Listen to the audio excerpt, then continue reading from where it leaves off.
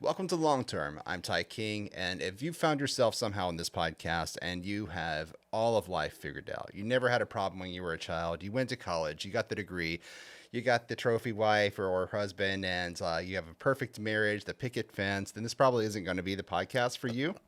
But for the rest of us, this is for the 99.9999999% of us that have found out that life's a little bit harder than what they told us in the storybooks when we were toddlers, and we learn along life's lines and troubles that there's a lot of things that can complicate and they say mess up your life. I've heard that term like ruin your life, and I'm not a big fan of that because there's obviously recovery from that. Right.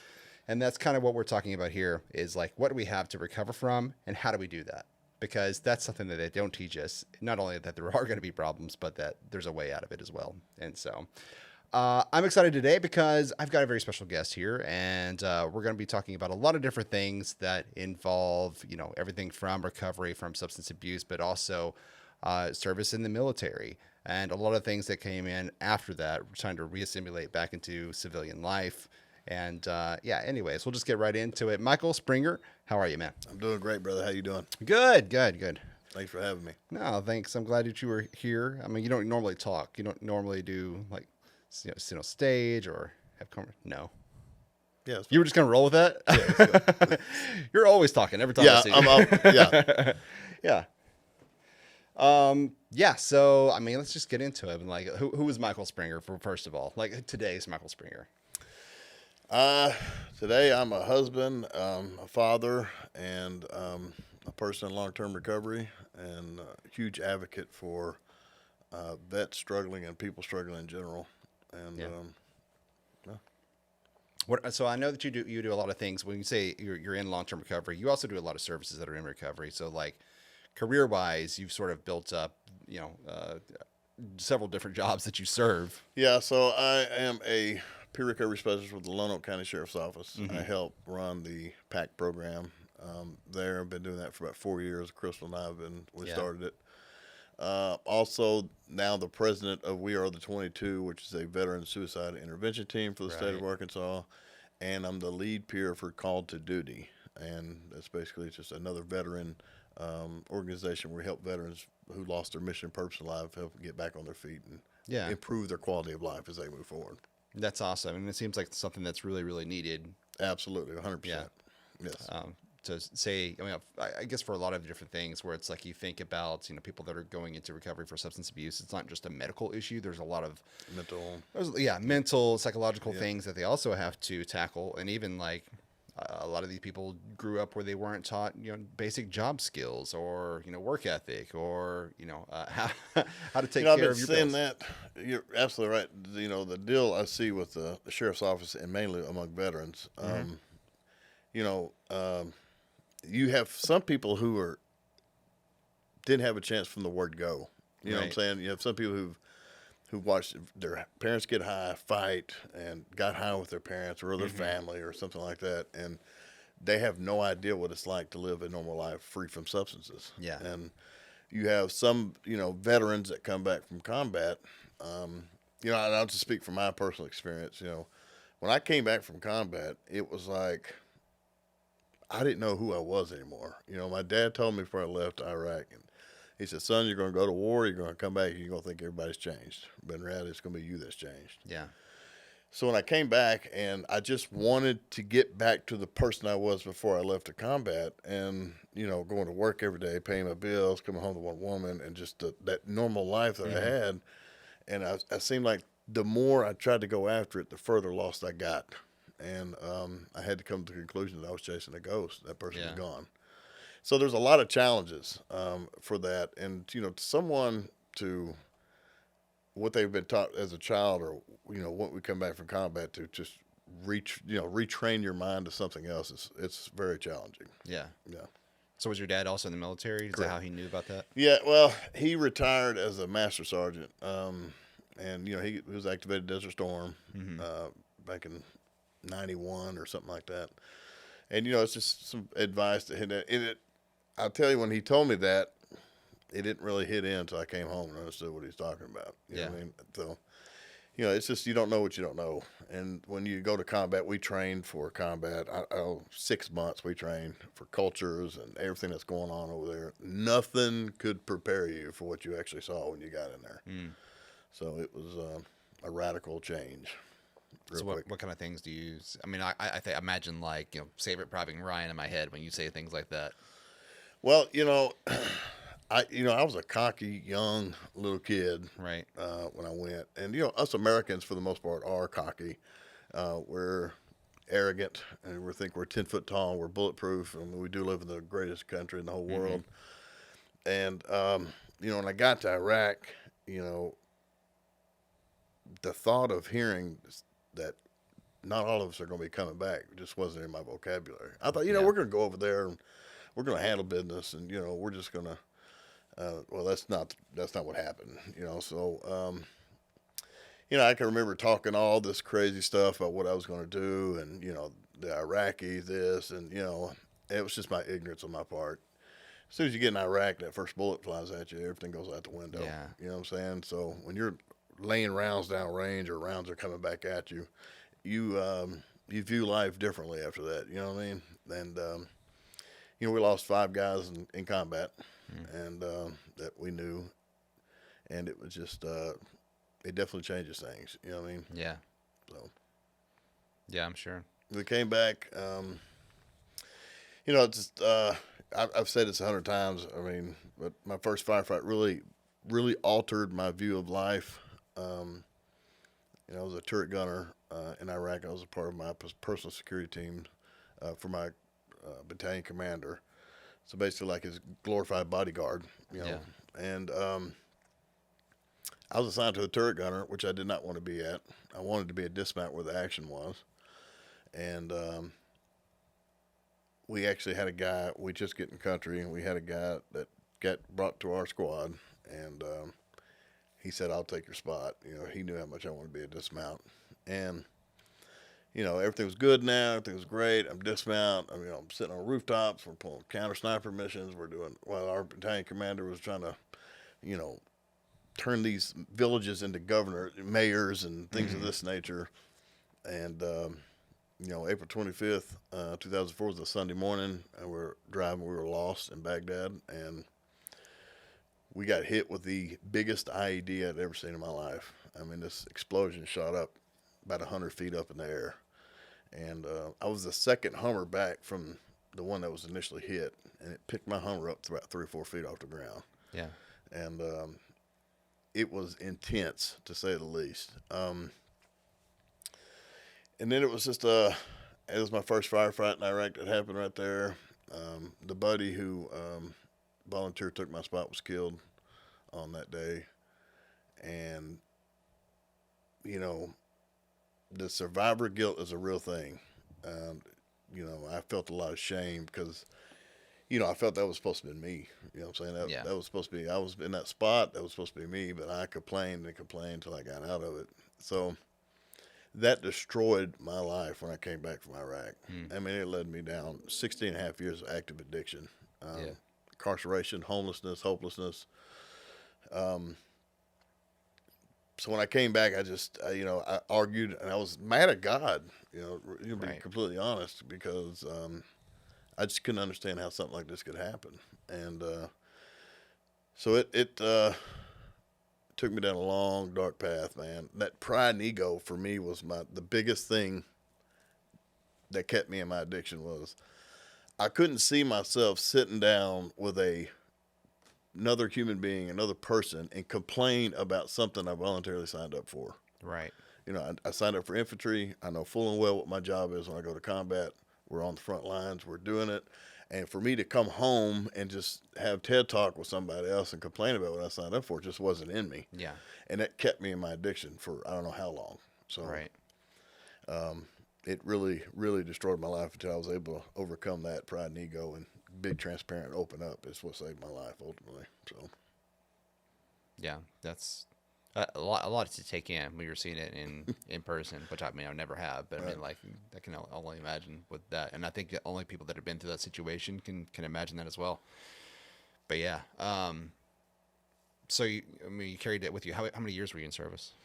I did 3 years in the Yeah. Army, and came back from Iraq, and then you know um, I went off the deep end. Yeah. I had a wife here. Of course, the just I had everything that you see Hollywood have. You had the Yeah. wife back here in the rear with all the gear, and Mm-hmm. she spent all my money, and abandoned my child, and my child was born right before I left Iraq, Yeah. and I came home to a mess. I mean, I came home to a nightmare. And I still, to this day, will say I'd rather be in a firefight with Iraqis than I would have come back and dealt with the mess I had to come back with. And it was just crazy to come back home from seeing all this. Yeah. The Army's real good about training you to kill and training you for combat. They're really great at that, but they completely suck at what happens when he comes home. Yeah. And it's like once you turn that light switch on, there's no turning it off. You know what I mean? So I was sent home early from Iraq because my wife pretty much abandoned my child, like I said.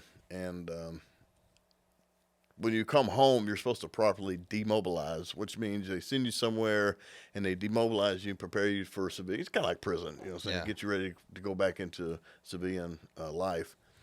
Well, I skipped all that because I came home early before my guys did, and I just went straight home and fell through the cracks. And dude, I was left to my own devices. You know what I'm saying? Yeah, yeah, for sure. So, and I was trying to get back to the basics, and I was just trying to figure out how to get back to who I was. And like I said, the further loss I got from that, and I started self-medicating with methamphetamines, and it worked at first. You know what I'm saying? It helped me desensitize from all my emotions, and I could just remember the silence screaming the truth when I first came home, and it was no one understood around me. You know what I'm saying? And I wasn't in a position where I am today where I could talk about it. Just the thought of any of that stuff that happened in Iraq, I'd have to go get high. There was no way I could deal with it sober. Yeah. And I didn't probably demobilize, so I'm dealing with everything on my own. I'm feeling it raw. And, I got custody of my son. But, I was smart enough to realize I was no position to be a full-time mom and dad coming home from combat.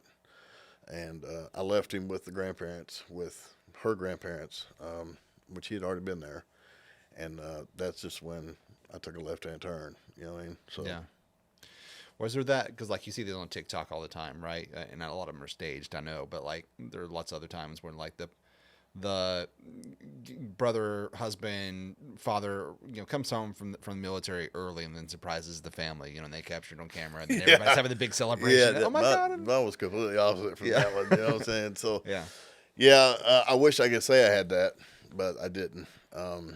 Man, I look back, man, it's just really crazy the cards I was dealt on that, and I'm not playing victim here. I did for a long time stay in the victimized mindset, which that comes with addiction. Sure. But it was a hard time to deal with. And by the time the rest of my guys came home, which it wasn't that long, I was full-fledged addiction. I mean, there was no turning back from where I was at. I'm intravenously using now. I'm cooking meth now. I'm deep in it. And I couldn't pull myself out of it. So. Einstein said it best, man. I'll tell this to everybody. You cannot solve a problem the same mindset at which the problem began. Yeah. I could not get out of it to change the narrative in my brain. Right. And, I stayed lost for a long time after that. You know what I mean? But How did you start using drugs? Like, how did that come in? so I actually ran into an old friend, and he kind of see what was going on. And it was just like I was so vulnerable, I guess, at that time to do anything I could do to get away from, thinking on it. He came, man, this will help you out, man. You're not going to sleep. You're not going to worry about this. And, Right. so kind of just wasn't the smartest decision I ever made in my life. But, I look back, I understand it. You know what I mean? Yeah, for sure. Yeah. Yeah. Even if you're told your whole life, drugs are bad. Don't do, the whole campaigns, DARE program coming in and all that stuff. Once you hit about part of your life where like you're so, I don't know, depressed and like, I don't know, you're the lowest point of your life. You know what I mean? Like you're kind of open to whatever if it's promising. Not to just help that. You out. Yeah. I was really open more. I think what attracted me was just the lifestyle, the fast lifestyle. I mean, you got to realize I came home from combat. You know what I'm saying? And so like, we're kicking in doors, we're doing all this crazy things, and and then you come home and they're like, "Hey, be normal again." I didn't sit right with me. so the thought of living in the fast lane and doing the things I've seen all these guys doing, and at the same time also self-medicating me from what's really going on, that's So what sold me. that's interesting. I never really thought about that or compared that to either. Because because that's definitely not the normal life. Right, right, right. I've heard some stories about people that were on meth and some wild things. But like, what specifically did you see? And you were like, you know what, that feels more like at home than. I guess, in Iraq, and I'm not going to say the entire time in Iraq it was fight or flight, but, it's in reality, what they would do is they would hit us real hard and heavy, then we would hit back, and then they would call a ceasefire, and really all that was they were regrouping for another assault. Yeah. But you would have these time periods where nothing would happen, Mm-hmm. and then you'd get complacent. Now your helmet straps ain't on, and you've got your vest undone, and then they hit you real hard again. So, but for the most part, every day you woke up knowing that what could happen today. Right. And it was just the unknown, it was a constant fight or flight. And if anyone's been on meth, you understand what fight or flight means, because basically what it does, it attacks your nervous system and you stay constant fight or flight mode all the time. You know what I'm saying? So the lifestyle, it just kind of, I look back, it was the devil for sure. 100% was in the making of this, and I believe that 100%. But yeah, that's what attracted me to it all the way. So what was their lifestyle like? Playing cops and robbers with cat and mouse with the cops. So like just living on the edge, man. Living on the edge. Always on the lookout. Yeah. Just getting it like I live, hard and fast, man. That's just like what it was. It provided something to me I was used to at that time. It was comforting to me. Like the chaos, I'm comfortable in chaos, which is crazy. Yeah. And that's same thing, but I wasn't. Yeah. I mean, everyone can relate to that. You know what I'm saying? There's people tell me like, you know what, you're great in the middle of a crisis because like I know how to help people. You know what I mean? And Right. I know how to go, but when everything's calm and there's nothing to be solved. There's no like great fire to put out right now. Like I don't know what to do with myself, and I'm very uncomfortable. But, right? Yeah, absolutely, 100%. I can relate to that 100%. So, it was. I just lost who I was, man. I lost my identity. I came back lost, and I lost my mission and purpose. And to me, and I could see that and relate to so many people that's in addiction because we lost that mission and purpose in life. And the mission and purpose became doing drugs and selling drugs and cooking drugs. Yeah. And, that's just the wrong kind of a mission or purpose. Clearly, doesn't have a good 401k plan for sure, or retirement plan, but or dental, or dental, or anything like that. Yeah. So, right, it was, man, it was crazy. I forgot where I was going with that right there. So, to erase that. So you were you adapted that whole lifestyle because the chaos is where you felt comfortable when you came back home rather than the rest of it. Where I was going like, with it. How long did that go on for? Several years or like? Yeah, man, that went on for 16 and a half years addiction. Wow. Yeah, but set minus the years I was in prison, which was quite a few. But I guess that came along with that same lifestyle you were chasing. Yeah, exactly. Yeah. It was funny. I used to say this all the time, but I was like, half the stuff I did in Iraq, if I'd have done over here, I would have been put in prison for the rest of my life. Over there, they gave me medals. Right. You know what I'm saying? Yeah. And then you come home again, and they were just like, I couldn't turn that switch off, bro. I just couldn't do it. Right. And, I found out that the last time I went to prison, bro, was for me, I got busted 197 grams of meth. And when I got to the Lonoke County Jail, which is crazy, I worked for the same county that I went to prison twice out of. Oh, that was the same jail you were in? Yeah. Wow. Yeah. So it's a full circle moment for sure, 100%. Yeah. But I remember hitting that jail that day and realizing that I could not handle this on my own. Yeah. And that the more I tried to control the scene, the more chaos it got. And so, we got back with God at that moment.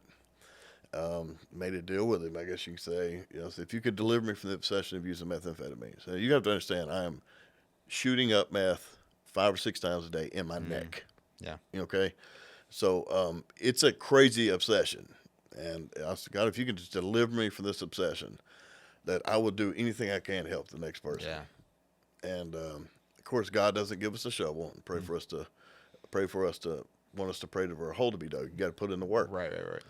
And when I got out of prison that last time, when I was there, just a few things really came to me that really just changed the way I looked at things. And one was, I wasn't doing Kenneth Melton any justice, the guy who volunteered, took my spot, and was killed, by being on the extended layaway plan and out of prison for the rest of my life. Yeah. You know what I'm saying? Right.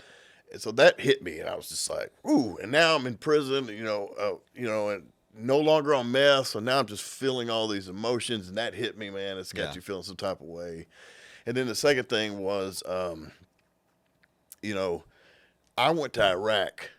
It kills me, man. I went to Iraq, and I fought in Operation Iraqi Freedom 2. I fought for Iraqis' freedom for people I did not know. Right. Who did not like me, who did not want me there. Right. And then I come home and I stripped that very freedom away from me. It was a very sobering experience for me. You know what I mean?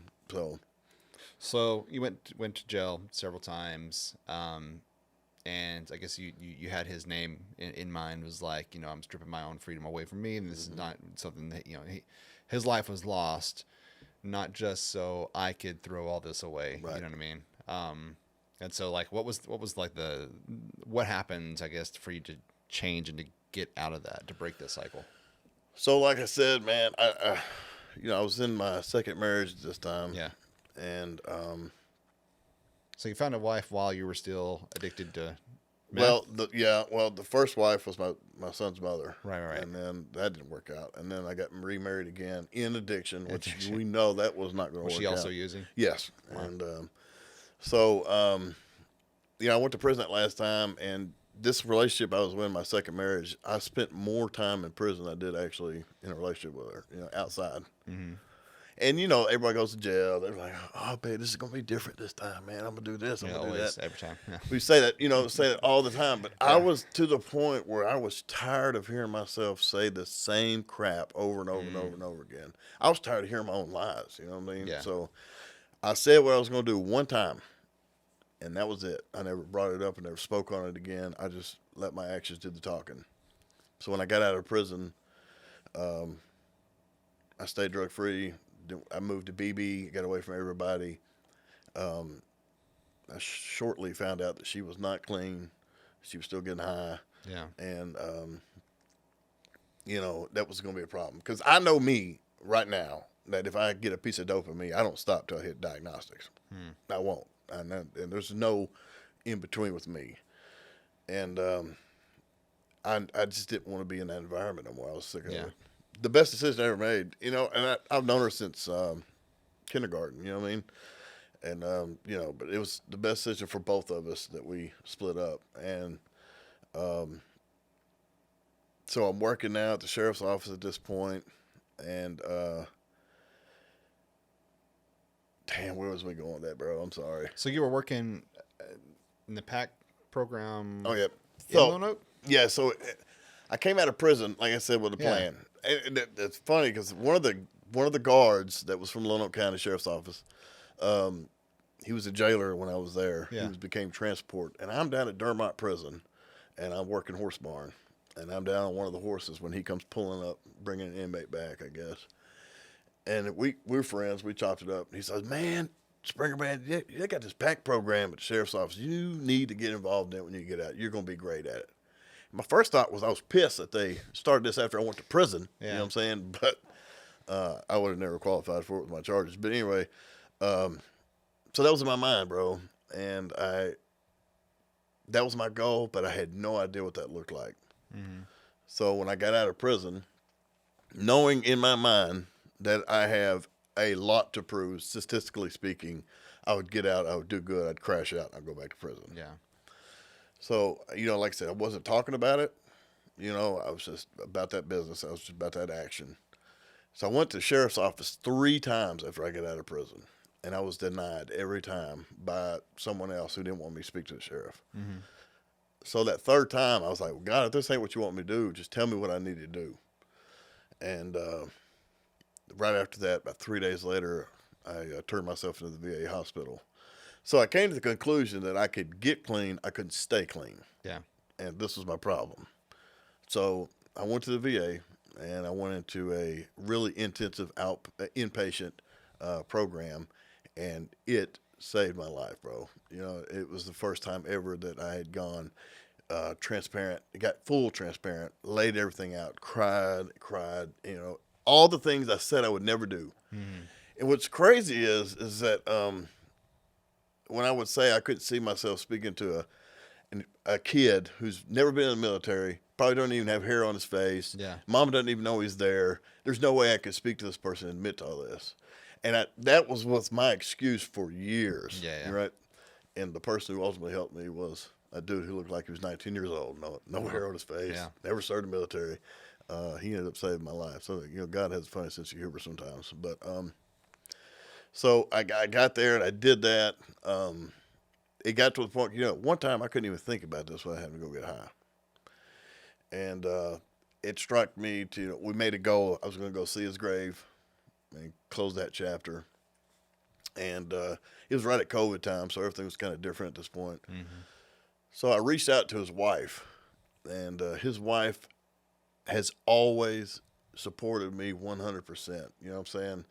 And, you know, there's the Army's story of what happened, and there's the real story that what happened. And, you know, I was able to tell her that story. And so God really changed my life right there. So I talked to his wife. His wife's always been there, been supporting me through my addiction, through everything. And me and a couple guys, I ride with Combat Vets Motorcycle Association. Motorcycle Associate Club. Mm-hmm. And so not a club association, but we just drove all the way up to Missouri and we seen his grave. And it was a really powerful moment to see that. And then I came back home and still I had a big open period where nothing was going on in my life. So it was really like I was being tested, you know what I'm saying, I guess to, you know, I went to treatment. I got out of treatment. I just got out of prison. I'm doing all these things. Well, then I started getting these calls from my guys I served in combat with. I haven't talked to in like 20 years. You know, and I was like, what is the heck's going on here? You know, they're like, it felt like an interrogation session. You know what I'm saying? Because they just kept prodding me, asking me certain questions. And I'm like, what the heck's going on here? You know, so finally, Michael Brooks, he was the founder of We Are 22. Me and him both served in combat together. He reached out to me. So we were having a conversation. And with my amount of felonies I had, you know, later down the road, he told me that conversation we had, he said he felt the hunger in my voice. He knew I was ready for a change. So he went to this board and begged the board pretty much to give me a shot. And I was able to come into the We Are 22 as a responder. Mm-hmm. And that right there was my game changer moment. You know what I'm saying? So that was my second chance, and I never looked back. So my first year I went on like 16 responses. You know, I was all over the place, all over the state. And, you know, I'm a firm believer to this day of anybody who's been in the trenches and you know what it's like. And if you come out of that, you will have a sense of compassion and empathy that no one can even offer you, that no one can even understand. You know what I'm saying? Like I could look at somebody and say, I know exactly where you're at and it hurts you right here. You know what I mean? And it just gives you that drive to help these people. And that was where it was at. You know what I'm saying? I've had suicide attempts. I've had thoughts of suicidal ideations due to my choices, due to my past, whatever was going on. And so that's where it first started for me. It took off. So I was doing that. And then I became Responder of the Month. And they made this big Facebook post. And I guess Sheriff Staley saw it. So then I get a Facebook message on Messenger from Sheriff Staley. And I'm like, what the heck the sheriff's calling me for? You know what I'm saying? So, you know, I answer the phone, we're talking, and he says, hey, let's have lunch. I said, all right. He goes, well, how fast can you get here? I said, well, as fast as the law allows, I'll be there. You know what I mean? So I figured he's wanting to talk about We Are 22 because we work with law enforcement. Mm-hmm. And so I'm getting this presentation in my mind to talk to him about, you know, and I finally sit down and have lunch with him, and he just looks at me. I talk about we are. He goes, I don't want to hear about that right now. He says, you are one of the biggest meth dealers in Lonoke County. They're going to listen to you before they listen to me. I said, I want you to come help me run the SPAC program. And, bro, that was like God opening doors that no man can close. Mm-hmm. So my hindsight looking back, I could see that I was not ready to be in this role I'm in today because I had to go work on this. Yeah. So I went to the PTSD inpatient, and it changed my life dramatically.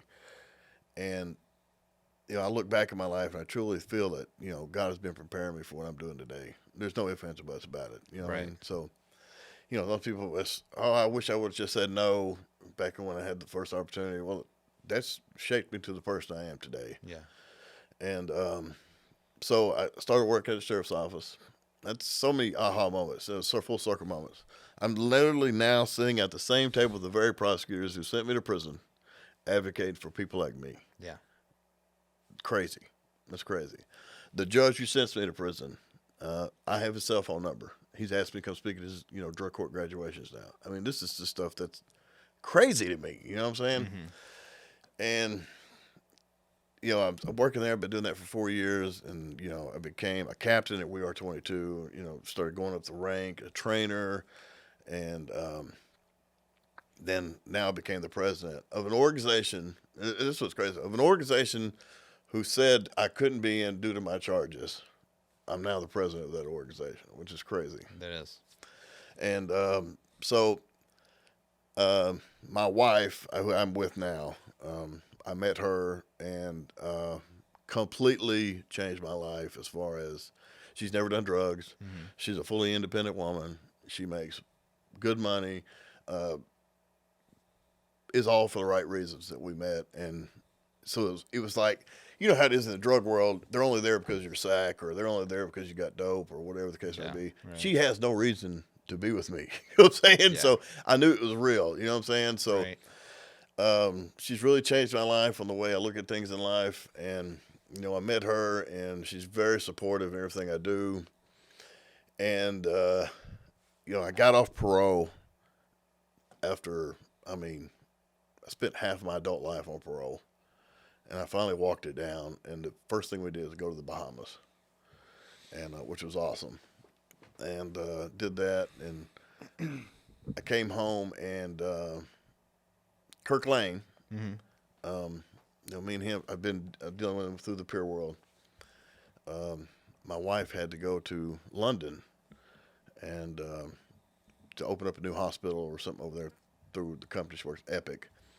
So I got to go to London, you know what I'm saying? And it turned out that Kirk Lane's wife actually did the same thing my wife did for someone else, UAMS, I don't believe which was. But we were both in London together. Wow. And, and he used to be the state drug director. Right. But before that, he was the boogeyman for people like me. Okay. He was Group 6. I mean, bro, you said his name, you were looking over your shoulder. What does That's that how mean? Crazy. I mean, he was just anybody sold drugs, bro, he was your worst nightmare. He was on his game. And so I've known him for a long time. Uh-huh. And, my first thought when I seen him in London, I'm like, he tracked me down. I'm like, golly, dude, if I told him, man, if I was high right now and I seen you, I would think like, you are a beast, bro. Yeah. You are relentless. You know what I'm saying? And, but anyway, it turned out it was a good deal. It was just me and Kirk, and we were talking, and that's when he come up to me and says, hey, man, I got this new gig I want to talk to you about. Uh-huh. It's for helping veterans, and I know you like helping veterans, and it's called Call to Duty. And so he wanted to hook us up, and he said, let me make sure they're legit, and when I get back, give me about a week or so, and I'll connect you to. Mm-hmm. So what he pitched to me about what the Call to Duty was going to be about, of course, we didn't have the name yet, but it was Camp Alliance, and what he told me was about doing Narcan trainings in Pulaski County. And he's like, man, you can be your own boss. I'll give you the Narcan. You give me the numbers. We're going to be good. Yeah, that sounds simple. I could do that. So when I finally got the opportunity to meet Jody and Laura with Camp Alliance, and they asked me to tell my story, and I told them my whole story. It's like from there the mission changed of what we was trying to do. And so Kirk Lane hooked that up, and we've been with Camp Alliance, and our goal is to, like I said, help veterans like me. There's a lot of talent at this VA in North Little Rock at these programs. But the problem is they get out and they have no purpose and mission in life, and they end up going back to what they started at. And, the goal was just to find these people who do want to change, who got that spark of hope, and then maybe use that for a purpose in helping other veterans. And so that's what we've been doing. We're working on that slowly but surely. We teamed up. We're doing Narcan trainings around the state with the drug director. And, Jody, I love her to death. Jody has really opened some doors to me that people like me would never, ever, ever in any circumstances belong into. Right. With like attorney generals and drug directors and, I love her to death. You know what I'm saying? And she's really opened the doors for that and made it possible. Made it, that stigma that you are a convict, that you'll never be welcome anywhere or do anything. It was just, that's all a lie. And it, I had to learn that the hard way. You know what I mean? And, that's the message I like putting out to these folks. I'm involved with prison ministry, Pathway to Freedom, and I was there in Arkansas Department of Corrections. And I was about to say, I saw a picture of you on social media the other day with Marcus Jackson. Yep, Marcus Jackson. Yeah. He was, and Scott McLean. And yeah. They've asked me to mentor a couple guys coming out of prison, and I have. They were living in Cabot, and so I've been associated with them. And of course, they won't let me back in prison, which is crazy. But like the administrators there, like the wardens, I guess due to my charges. I got 24 felonies. And, really? Yeah, and they were like, "Nah, we're not gonna let you back in." Now I got to go to Bricky's not too long ago, which is crazy, because I was in the Think Legacy program, and they asked me to come up there and speak to their graduation. Yeah. And besides that, they were like, "But you couldn't get cleared for." I couldn't get cleared to nothing else, dude. It's crazy, man. It's just totally nuts. That's a little odd, yeah.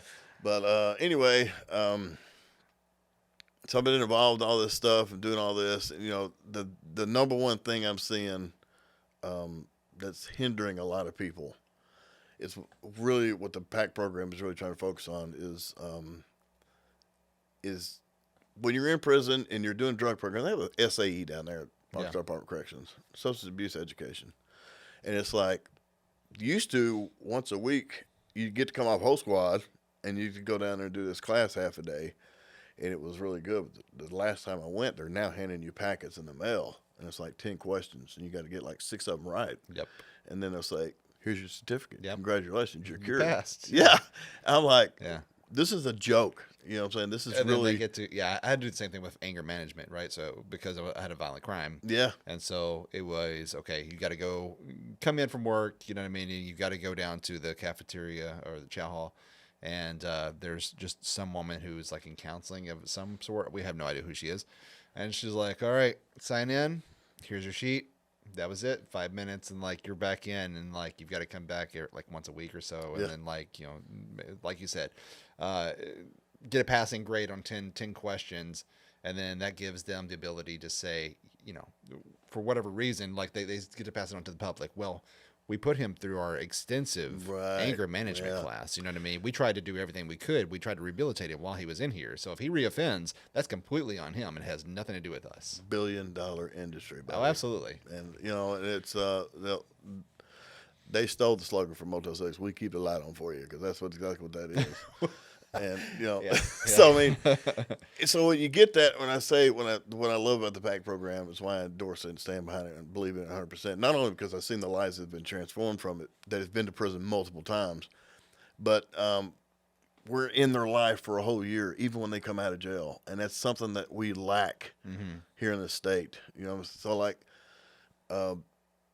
someone gets out of prison and they parole out to the same place that got them there. Yeah. You know what I'm saying? So you're sending them back to the environment which got you here in the first place. Not only that, you had the stigma that you're a felon now, you'll never amount to nothing, you'll never do nothing. So there's no incentive for someone to do right. Right. There's none. There's zero incentive for me to do right, except catch more felonies. That's it. Yeah.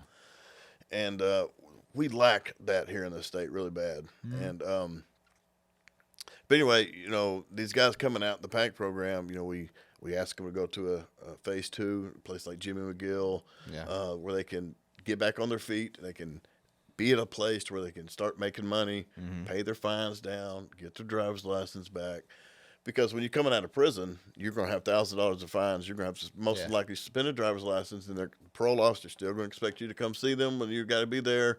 So it's really set up against you. You really come out in the negative. And Well, this they give you a $150 check. oh yeah, big time. And they break it up in two now. You know what I'm saying? Yeah. Because they know you're not going to come back. Right. So we'll give you $50 here. We'll give you the other 75 when you come see us, or whatever it is. Right. But, yeah. So it's crazy. But the PAC program, I have definitely seen lives transformed in this, and it's just because there's people there cheering you on, support systems there. You're allowing you to get up there. If you're smart, you pay off your fines because life's not stopping. It's Yeah. going 1,000 miles an hour. Sure. And so when you get out, and I tell them all the time that if you get out, that light bill's got to be paid, them kids got to be fed, the house bill, all that's going to get paid. And when you get done with it, at the end of the day, how much money are you going to be putting towards paying off your fines? How much money are you going to get toward it? It's not going to happen. And what usually happens most of the time is that you're going to get a failure to pay fines, you're going to get revoked, and they're about that money. And You still got to pay rent. And your still gotta pay bills all and that- all stuff. that. So- I remember there were so many guys that were like, while I was in PTF too, some guys that had completely changed their life around, and like I'd never met them in their mess on the outside, but like on the inside, like they were like, you could trust your life with them. You know what I mean? Those types of guys. But they had such a hard time once they made parole. They couldn't parole out because they had nowhere to parole to. And so like there's definitely not an apartment building that's going to give you a lease, while you're still in prison. And there's like halfway houses, but like some of them you can't even trust. You know what I mean? Well, Like, you're putting yourself in a bad situation. if there's you go more to some dope of in these. there than there is on the Right. streets, man. Yeah. And what's funny is that every one of these are ADC certified, parole certified, CCC certified, whatever it's called. ACC is certified. Seems like a really low bar to. Bro, what Clear, the heck, yeah. man? But you got these places who are doing really great, and ADC won't even touch them. You know what I'm saying? It's just Right. like the criteria is to. Yeah.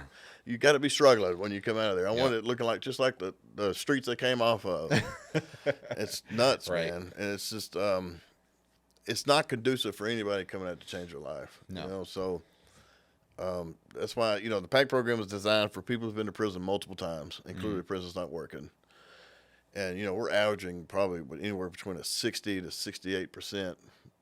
That's dang good for 4 years. Yeah. You know what I'm saying? And you got a lot of people out there talk about stigma, and you got a lot of people who are like, why aren't we helping these addicts? I read a report the other day that was pretty cool that said there's a new study that said that people that are in power lose their empathy and for the little people. It's like the longer they're more in power, the less empathy they have towards the common Yeah. people. So when I think about that, and me working on both sides of law enforcement, being on one side now, working on this side, it's like, man, I could see how it's so pessimistic. You know what I mean? I could see how you could lose hope. I could see how this is all a joke.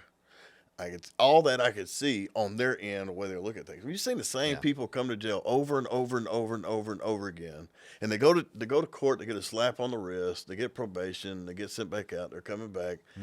I mean, it's a joke for the most part, and I could see how it is for someone to be pessimistic about recovery. Yeah.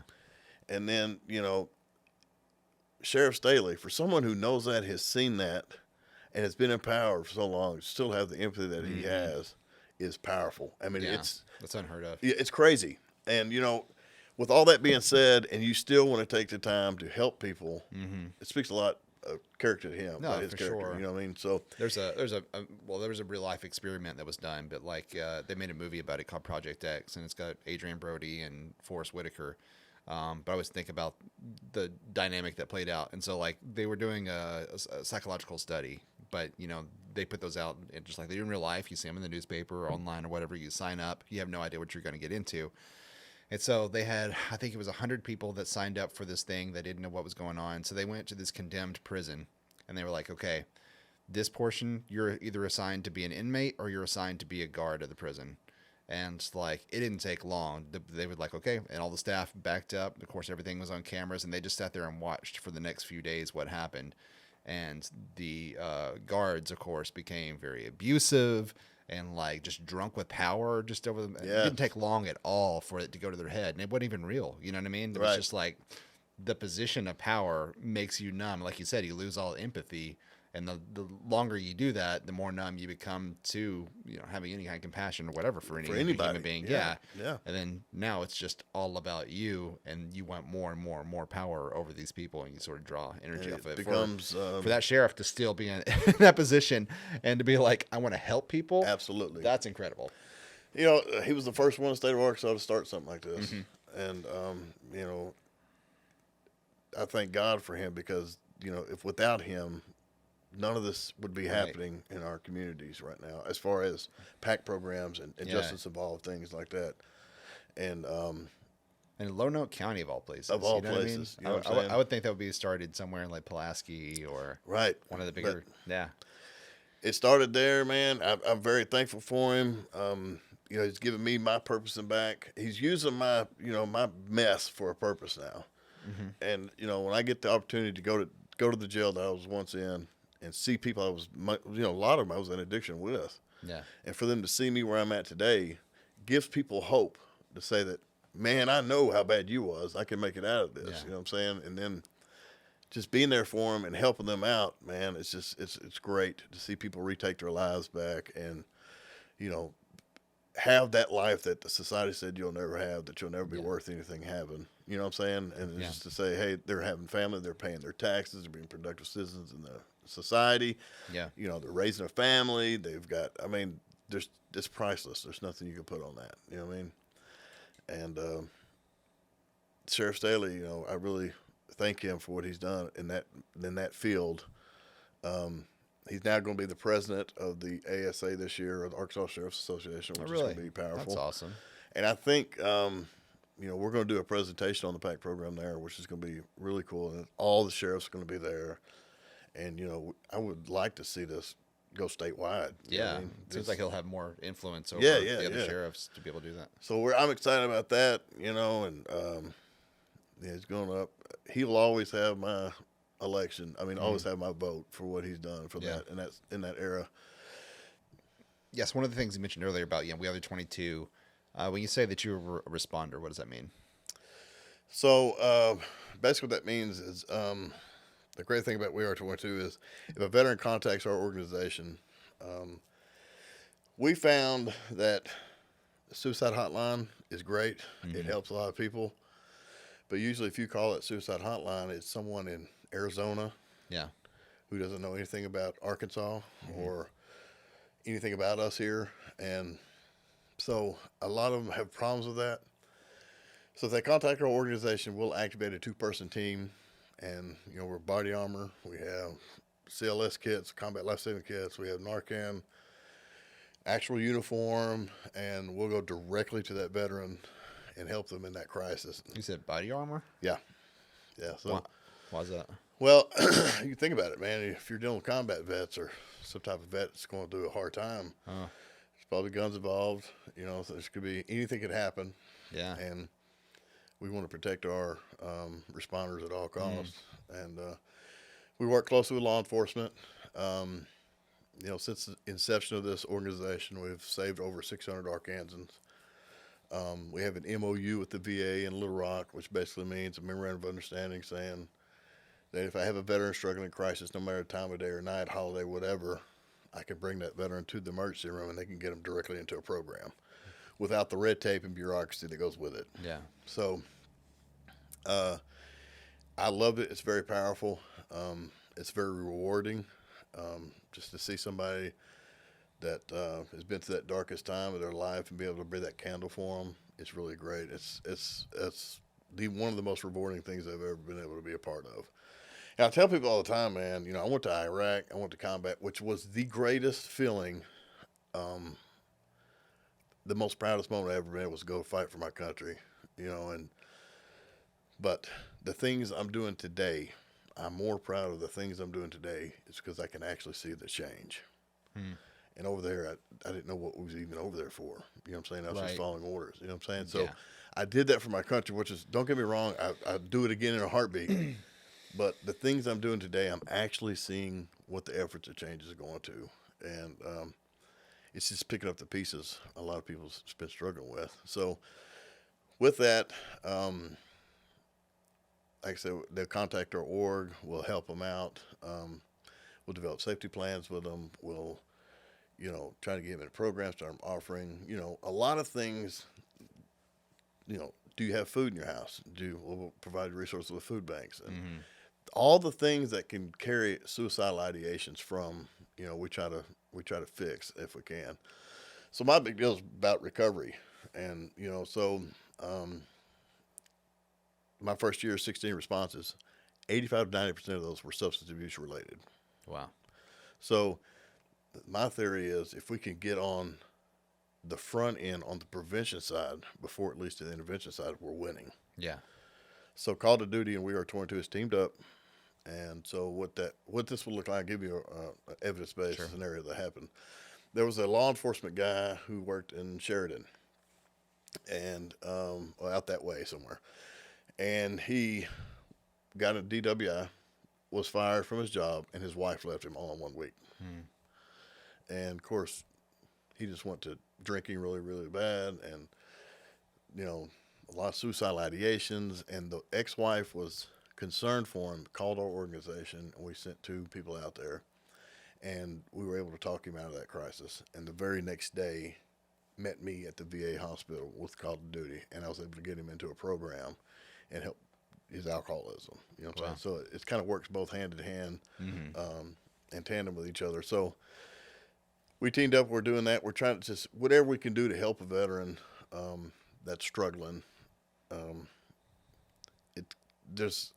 Every one of us is veterans. Every one of us has had some type of thought of suicide or, have been in some type of situation, depressed or whatever the case may be. And every one of our guys are dedicated, and women are dedicated for helping other people. Right.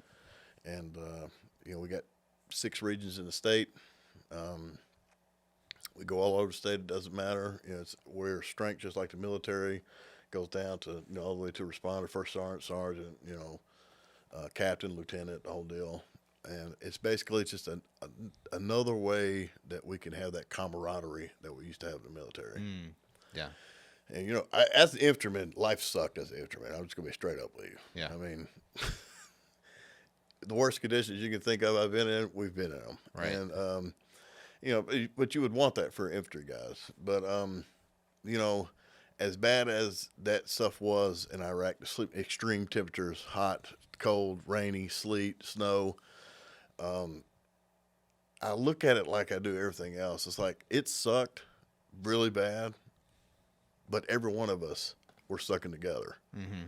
And that was that camaraderie that you lose when you get out. And so we're really big on camaraderie, and we're really big on, giving that sense of belonging back, the sense of military. Because, I have a family, but I'm telling you, the bond you have with someone you served in combat with is just unmatched. Yeah.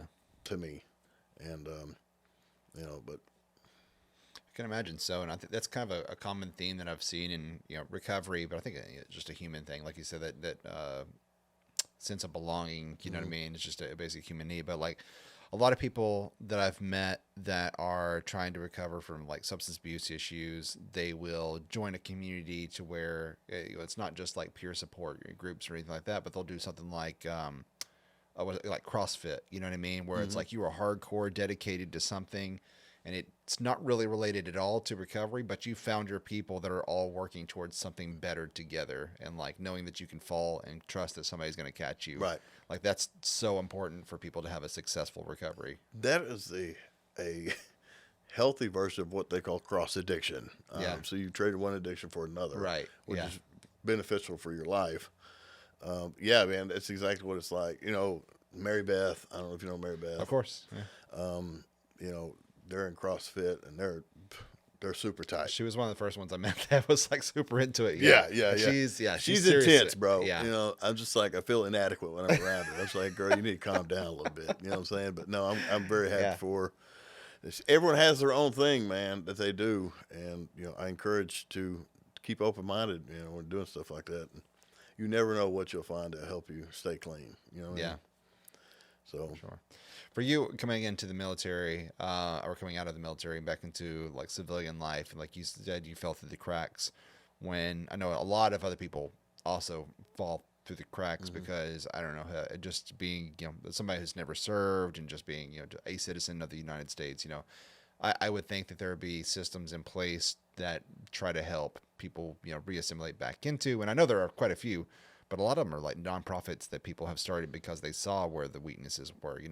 Where people weren't being served. But I would think that the government would provide something after you get out. And but I'm like, yeah, that same reaction is what I get every time I ask that, because there are so many homeless veterans in this country. I mean, I passed one when I would just turn the corner to come to the studio today. Sad. Yeah. Unfortunately, the state of Arkansas was not ready when we went to combat. I mean, for the influx of people that will be coming back with the multitude of problems they have coming back from combat, they were not ready. They was not. And I think all of this is trial and error, trial and fire. You know what I'm saying? Trial by fire. But like me going to prison, for instance. When we first went to prison, they started noticing there's a lot of guys coming back from Iraq and they're going to prison. What's going on here? So that's when veteran court started. You know what I'm saying? So it's a lot of cat and mouse, them catching up and see what you would think they'd have this figured out from Vietnam. They've had other wars to figure this out on. It's not our first time. So, I have the privilege today of sitting on the the mental health council for the VA now. And what I love about this is the VA is starting to get to a point where they're saying, hey, we don't have this all figured out. We need to start listening to the guys that are on boots on ground. Yeah.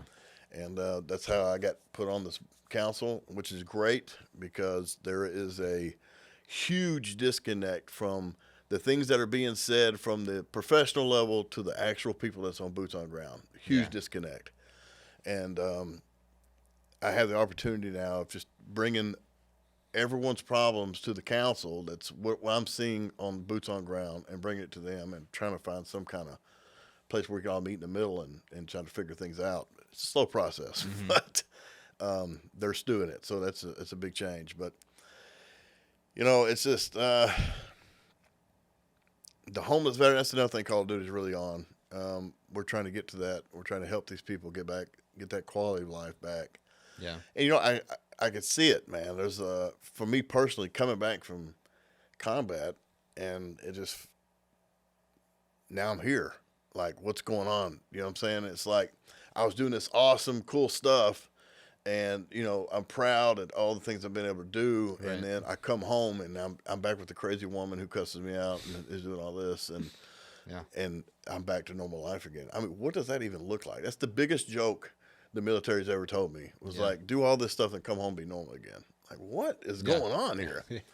So I could see, I was homeless, you know what I'm saying? But that was due to the choice I was making, but I could see how this is possible, you know what I'm saying? And it saddens me to know that we have veterans sleeping on the streets right now. Yeah.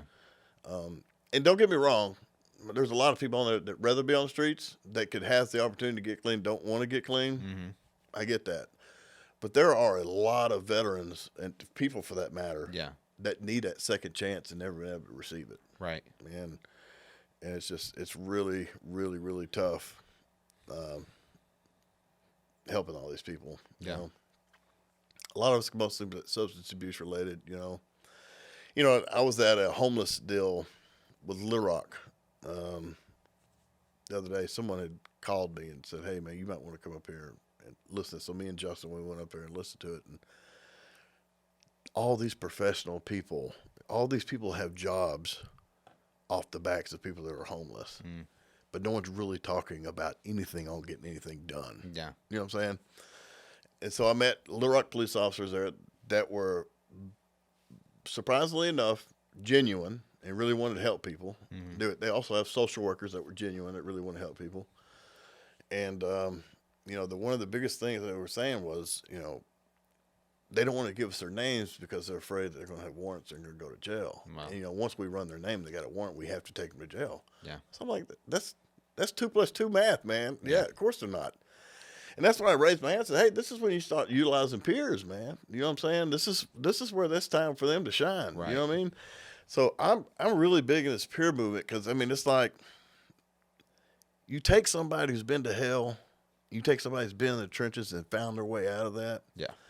And then they go through what they're going through what they go through, and they get to a point where they, you know what, they storm the charge hell again so hard and so fast it makes the Satan flee, and just to help someone else, show them a way out. That is powerful to me, and that's exactly what this peer movement is essentially. Yeah. And they all agreed that, yes, we need to have peers involved in this, because that's exactly who you need to be sending in there. You know what I'm saying? Exactly. Real recognize real. Yeah. You know what I mean? Yeah. And I'm not going to listen. I use this analogy about, because I'm a combat guy, but you got, if I'm going, me and you're going to combat. Yeah. Okay. You're going to combat. You've never been. Do you want to listen to the person who's been in combat, or do you want to listen to the person who plays Call of Duty, knows all the lingo, Right. but has never been there? Yeah. And it's just the same thing. You want to send the people who are authentic and real to go in there and handle that. So, I mean, at least they're trying. I'll say that, Little Rock. So I'm really trying to get involved in that too. But man, I'm so overwhelmed with things I got going on in life right now. I can stretch so thin, and I'm starting to get to a point where, you know, I can't be everywhere at once. And I went to a professional development class yesterday, training at the UALR, and it's just like that balance, the work-life balance. And, you know, I'm unequally yoked really bad, you know what I'm saying? Because my phone rings nonstop. I'm focused on that. You know what I'm saying? For sure. I'm cheating my wife, really, essentially, because she's stuck here, and, you know, she's very supportive of me, but I'm just not giving what I need to be doing at home. Yeah. And, you know, I have a dad that's sick right now real bad, and I need to be spending quality time with him. I just can't get away from everything I got going on. So I'm really starting to get to a point where I'm saying no on a lot of things now. And Krista Holland, you know, she's that no is a complete sentence, period. You know, she'll tell me that. I'm starting to learn that. And but I'm very passionate about what I'm doing. I'm very passionate about not going back to where I was at. And, you know, I went to see a psychiatrist at the VA, and he said I was codependent. I had codependency problems. Okay. My codependency problems. I said, well, yeah, how's that? He says, all you do is work. And he says, you're codependent on this. You know what I'm saying? And I got to thinking, well, you know, I can see his point, but at the same time, that's what stopped me from putting a needle in my neck for the last 7 years. Yeah. So I think I'm going to continue to do this, Scooter. You know what I'm saying? So Call it what you will. yeah, man. It's crazy. But Yeah. Well, Michael, man, I appreciate you taking the time to talk about all the things that you're doing and your story. I mean, obviously, you've been through a lot and you've come out of a lot, and so you're another one of those, you know, amazing figures in Arkansas that are reaching back down into the pits and pulling people back up. You know, like I've been there, like you just said, that peer recovery part of being somewhere before and seeing those people that are still in it and being willing to, you know, spend all your time pulling them up. You know what I mean? Where it's an unbalanced life, I know, but you're saving so many people's lives, which of course affects their families and their families and their families and their families, and it ripples out. It's doing a lot of good. One thing I always ask people at the end of the show is, you know, with all of your experience and, you know, in life and in your service and in recovery, what is one thing that you propose is a good long-term solution to help people in the future? oh man,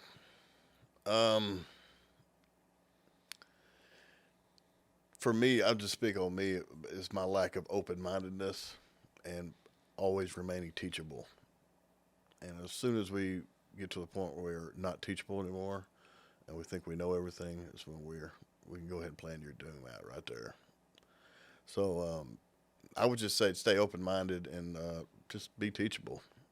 Yeah. Continue to learn. Don't ever get complacent. It's like Lowe's, man. Never stop improving. You know what I'm saying? And I say that all the time. I like that, yeah. But I really want to say thank you for people like you, Ty, that are allowing people to get the word out there. Yeah.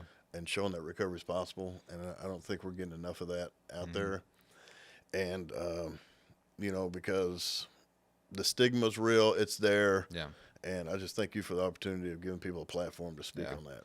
Oh, no problem at all. And I realize it's kind of a, you know, the big, just one thread in a huge rug, and I mean, a big tapestry, and like we all have to play a role in order for it to actually work. You can't just rely on just one group of people to make it work, and then we rip up all the benefits. That's and right. So, yeah, awesome. Man. Well, thank you for joining us on this episode. If you're listening to this as a podcast episode through audio, you can find us on YouTube through the video version, and vice versa. If you're watching the video, you can absolutely find the audio-only versions on Apple, Spotify, Amazon. You pick it, you name it. There's so many different platforms. It's hard to even name all of them. But if you heard, Michael's story today, and you heard something about where he's been and where he's been able to come out of, and some of the solutions and the things that helped him, if you think of anybody that could benefit from hearing his message, what he's talking about today with the PAC program, the We Are the 22, Called to Duty, and peer support recovery, share this episode. That's the biggest way that you can help the show grow. That's how you can help those people that need to hear that message, is to share it directly with them. The likes, the subscribes, the comments, the ratings, all that stuff, that all helps. But the biggest thing is we want to make sure that we're getting the help to the people that need it, and getting the messages out there to the people that need to hear it. So with that, thank you for watching this episode, and we will catch you in the next one. Thank you, bro. Awesome. Thank you.